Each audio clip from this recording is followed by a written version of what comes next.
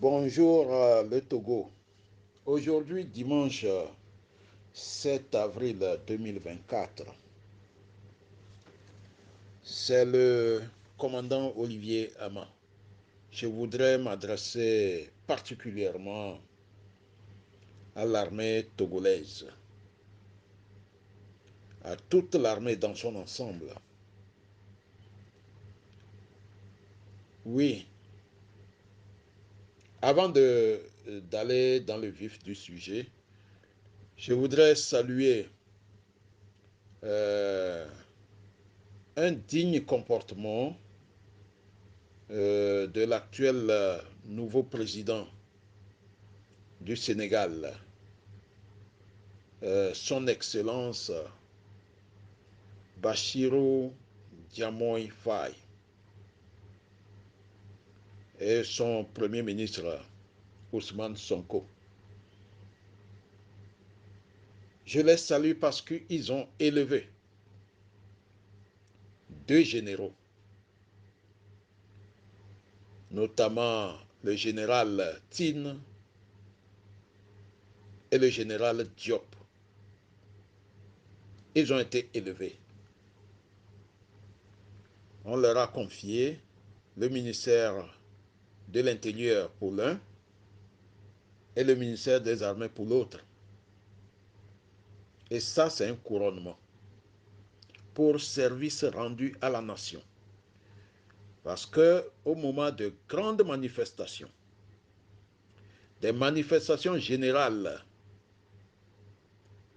qui se sont déroulées dans ce pays, parce que le président Macky Sall a voulu s'octroyer un troisième mandat, et aussi il manœuvrait pour que ces deux jeunes ne parviennent pas au sommet de l'État, ou ne parviennent, du moins ne parviennent jamais au sommet de l'État. Les deux généraux avaient refusé d'exécuter des ordres illégaux. Voilà. Ce n'est pas n'importe quel ordre ils ont exécuté. Un ordre illégal. C'est-à-dire l'ordre destiné à faire la part belle à M. Macky Sall, ou l'ordre destiné à protéger uniquement le pouvoir de Macky Sall. Ces deux généraux ne l'ont pas exécuté. Ils les ont refusés. C'est ça les hommes et le rôle même de l'armée. Vous savez, chers militaires togolais, l'armée, les forces de défense et de sécurité n'ont pas seulement pour ordre, plutôt, non pas seulement pour mission de protéger uniquement le pays. Non. Ils ont aussi une autre mission, c'est de veiller à l'application des lois de la République. L'application intégrale des lois de la République. Un vrai militaire qui connaît son rôle, qui n'est pas ignorant, lorsqu'un président de la République lui donne des instructions uniquement dans le sens de conserver son pouvoir, un bon militaire, un militaire de carrière, qui n'est pas ignorant, qui connaît les lois de la République, devrait refuser ou aller voir le président pour lui dire, si j'exécute ces ordres, voilà les conséquences qui vont arriver. Voilà ceci peut arriver. Et notre rôle, ce n'est pas d'exécuter ces ordres. Le militaire ou les forces de sécurité et de défense travaillent dans l'intérêt général, travaillent uniquement pour l'intérêt de toute la nation. C'est pour ça que le militaire doit avoir une certaine valeur, notamment le patriotisme. Voilà. Sur ce, je voudrais dire aux militaires togolais qu'il est temps de changer de mentalité. Il est temps de scruter et de connaître les lois de la République.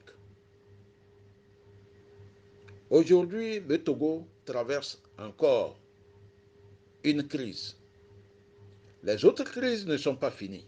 Mais il y a une autre crise qui vient de s'ajouter aux autres. De quoi s'agit-il? Faure Gnassingbé veut changer la constitution pour garantir son éternité au pouvoir. Et depuis, silence radieux dans les casernes. D'aucuns diront que oui, les militaires, tous les militaires pratiquement sont de la communauté du chef de l'État. Oui, bien sûr, nous le savons. Oui, on peut être de la communauté du chef de l'État, mais si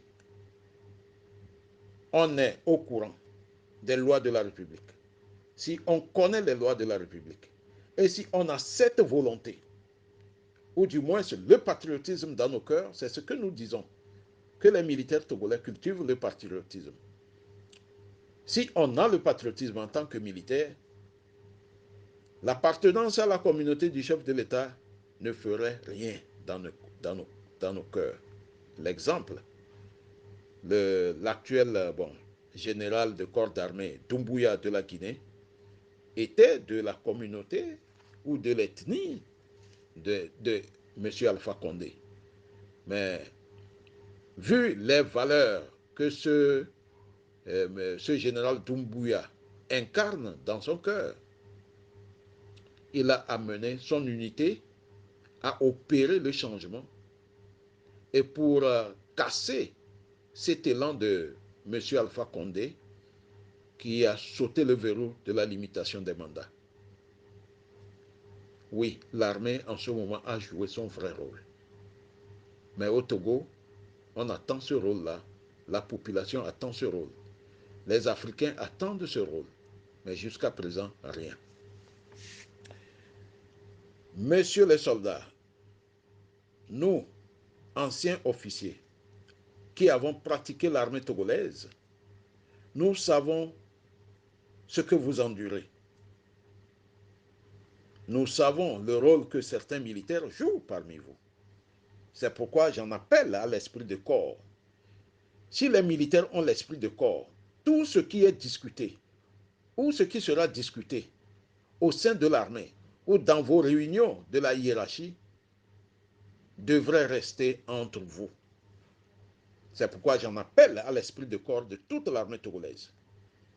C'est le manque de l'esprit de corps qui vous empêche de débattre de certains problèmes politiques dans vos réunions hebdomadaires au niveau de l'état-major.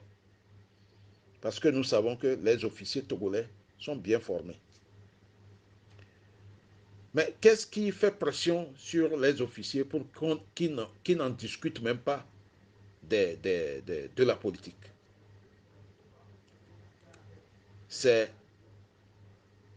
cette appartenance à la communauté du chef de l'État et souvent de certaines phrases ou certains mots qui passent.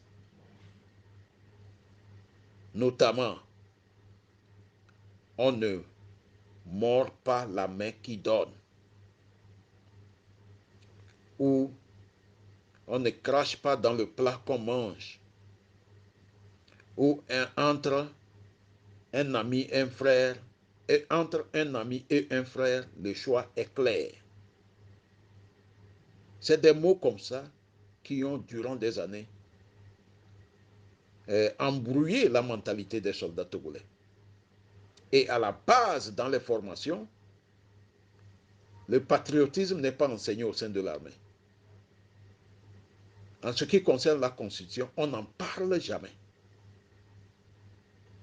Mais il est temps que vous, les militaires, individuellement, faites un effort pour savoir ce qui existe dans la Constitution. Faites en sorte que la maîtrise de la Constitution et des lois de la République soit une valeur dans votre esprit. Vous savez, comme le dit le capitaine Sankara, un militaire en armes qui ignore la loi est un danger pour la nation. Absolument, c'est une vérité. Et quant au capitaine d'aviation ghanéen J.J. Ronlus, il dit que lorsqu'un pouvoir s'appuie sur la justice pour écraser la population ou le peuple, c'est à l'armée de résoudre le problème. Vous savez, l'armée a quelque chose en elle. Et elle veille à l'application des lois et c'est l'armée qui est le trait d'union entre les gouvernants et la population. L'armée ne s'acoquine pas aux dirigeants. L'armée souvent est neutre et est prête ou s'apprête toujours à protéger la population. Mais si vous ne connaissez pas la loi, l'homme politique peut vous manipuler. Il va vous manipuler pour protéger le seul pouvoir qu'il gère. Le militaire doit être quelqu'un de particulier. C'est pourquoi j'en appelle à l'esprit de corps.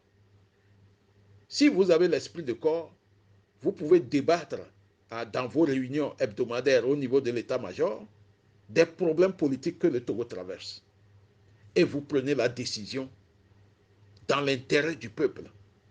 Et tout ce que vous aurez discuté là-bas, le président peut ne pas être au courant. L'esprit de corps, le président ne doit même pas être au courant.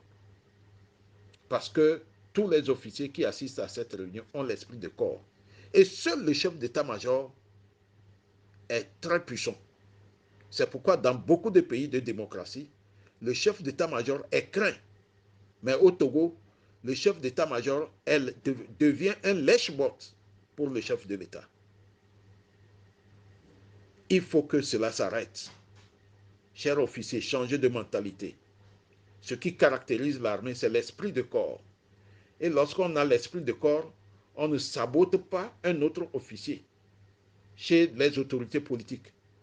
On ne les dénonce pas, on ne les sabote pas. Parce que vous êtes là pour l'intérêt de la nation et non pour l'intérêt d'un individu. À des moments cruciaux comme ce qui se passe au Togo, nous savons l'argent circule chez les chefs-corps et au niveau de la hiérarchie. Je ne sais pas si cela continue. Et quand les populations sont dans la rue, l'argent circule pour requinquer certains chefs-corps. Et là, quand vous voyez ces chefs-corps, ils donnent des ordres illégaux. Ils sont apparemment méchants, excités. Je vous donne un petit exemple. C'est l'exemple du général Kadanga. Tout le monde sait qu'en matière de maintien d'ordre, il descend sur le terrain. Lui-même, il est avec le soldat. Il frappe plus que tout le monde. Il tire. Ouais, on l'a vu même en tant que chef d'état-major à Zongo en décembre 2018. Voilà. C'est pour vous dire que ça ne se fait pas. Un officier qui s'excite sur sa propre population, souvent ça se termine mal. Les exemples sont là. Il y a plusieurs exemples. Chers soldats, chers militaires togolais, ne soyez pas ignorants des lois de la République et veillez à ce que ces lois soient bien appliquées. En ce qui concerne le changement de la Constitution, ça aurait été dans un autre pays, les choses auraient déjà chamboulé. Mais nous estimons que vous avez les oreilles et que tout ce que nous dirons ou ce que nous sommes en train de dire rentre dans de bonnes oreilles et travaillez avec. Je vous remercie.